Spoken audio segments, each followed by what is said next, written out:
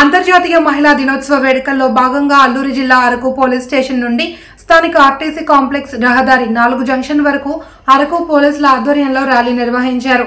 ముఖ్య అతిథులుగా సినీ నటుడు ఆలీ, శివాజీ పాల్గొన్నారు. గిరిజన ప్రాంతంలో గంజాయి సాగును నిర్మూలన చేసి అరకు అంటే గంజాయి వనంగా కాక అరకు అంటే ఒక అందాల ప్రాంతంగా ఉండాలి అని కోరుకుంటున్నామని అన్నారు. మహిళా దినోత్సవం సందర్భంగా ప్రపంచంలో ఉన్న ప్రతి మహిళకు, అమ్మలకు, అక్కలకు, చెల్లెళ్లకు, ప్రతి మహిళలకు కూడా ప్రపంచ మహిళా దినోత్సవం సందర్భంగా మీ అందరికీ శుభాకాంక్షలు. మీరనేది లేకపోతే ఈ సృష్టి లేదు, ఈ భూమి లేదు, ఈ అరకు లేదు, ఇక్కడ ఈ మీటింగ్ లేదు.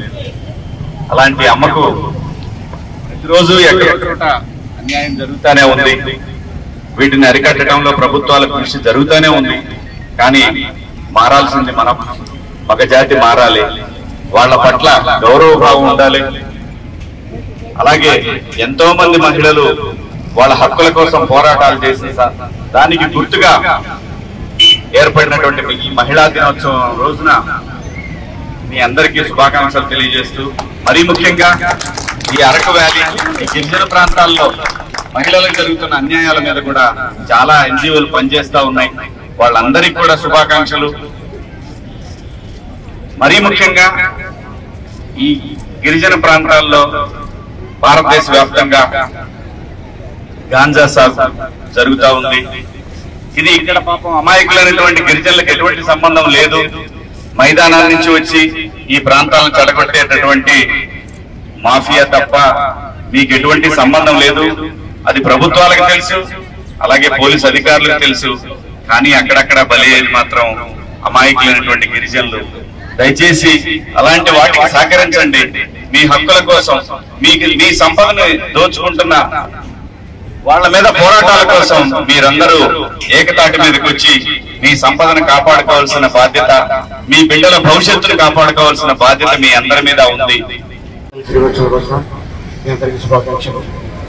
ఎంతో మంది చిన్నారులు వచ్చున్నారు. ఆ బిడ్డలకి చల్లగా చూడాలని కోరుకుంటున్నాను. అలాగే ఎస్పీ గారు ఆటోతో, మా సిఐ గారు, ఎస్ఐ గారు అరకులో ఈ రోజున ఇలా ఒకసారి ఒక చిన్న ఈవెంట్ ఉంది, ఇలాగ రావాలి అని మా తమ్ముడు చెప్పడం. అలాగే అంటే ఇట్లాంటి విషయాల్లో ముందుగా ఉండేది శివాజీ అండ్ అలాగే సిఐ గారు ఆటోతో ఈ రోజున అద్భుతమైన ర్యాలీ జరిగింది. సో ఈ సందర్భంగా మేము రావడం జరిగింది. మీ అందరికీ మరొకసారి ధన్యవాదాలు తెలుపుకుంటున్నాము.